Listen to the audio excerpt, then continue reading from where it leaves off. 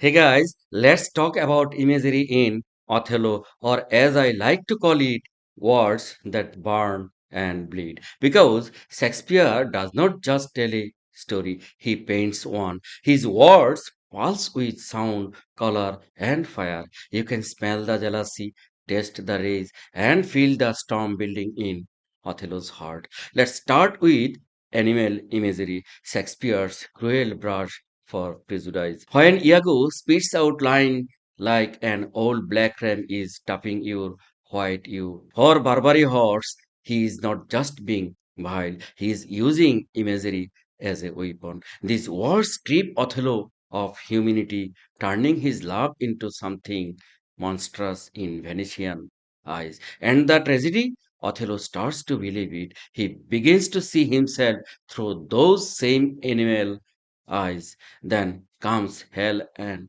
damnation imagery, blazing through the play like wildfire. When Othello cries, "Oh, blood, blood, blood," you can almost hear his soul tearing. Flames, devils, and infernos. This is language as emotional weather. The hotter the imagery, the darker his mind burns. Next, light and purity. Desdemona glows at first as fresh as Diana's visage. She is the moon, calm and chastity, but that very light becomes the thing Othello tries to destroy. Put out the light and then put out the light.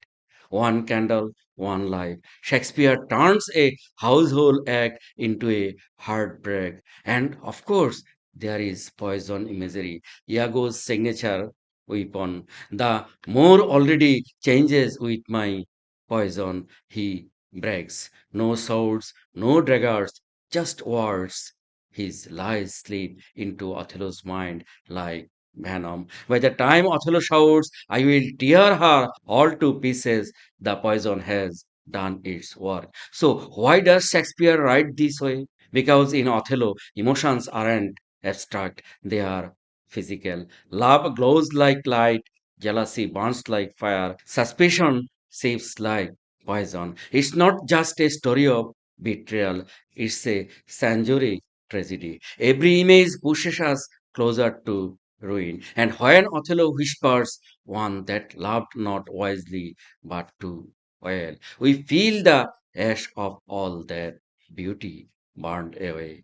That's Shakespeare's warning. Words can wound deeper than any sword. So next time you read Othello, don't just spot the imagery, feel it. Because suddenly Othello won't feel so far away. If this video helped you see Shakespeare's fire a little clearer, hit like, share, and subscribe. And tell me in the comments which image from Othello hits you the hardest.